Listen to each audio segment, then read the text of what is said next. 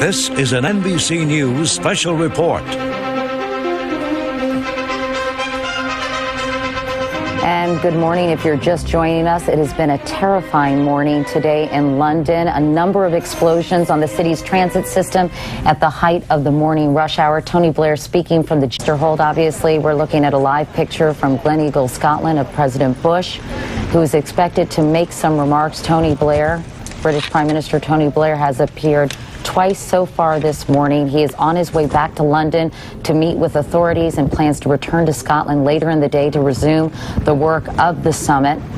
And President Bush was among the leaders who stood in solidarity, stood behind Tony Blair as he made his last statement just a short time ago, and talking about the fact that these men are there to do good and the barbaric timing of this attack. And insisting that the summit would not be disrupted. Let's listen to the president.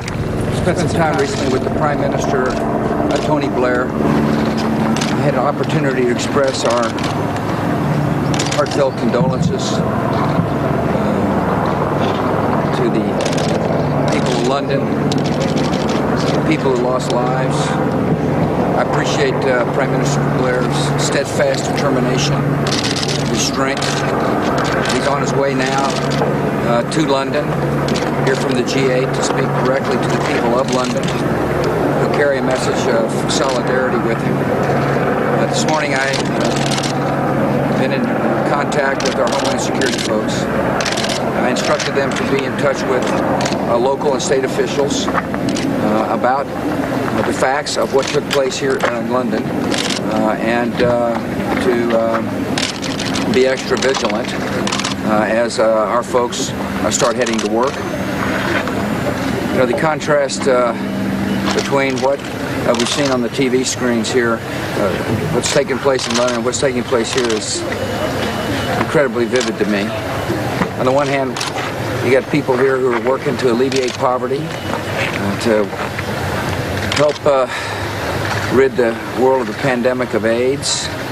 They're working on ways to have a clean environment.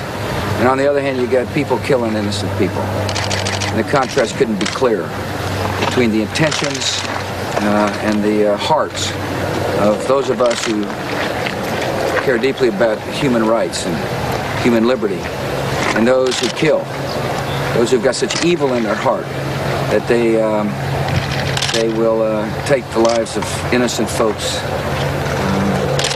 This is the war on terror goes on. I was most impressed by the resolve of all the leaders in the room. Their resolve is as strong as my resolve, and that is we will not yield to these people. We will not yield to the terrorists. We will find them, we will bring them to justice, and at the same time we will spread an ideology of hope and compassion that will overwhelm their ideology of hate. Thank you very much. You still say that the war is...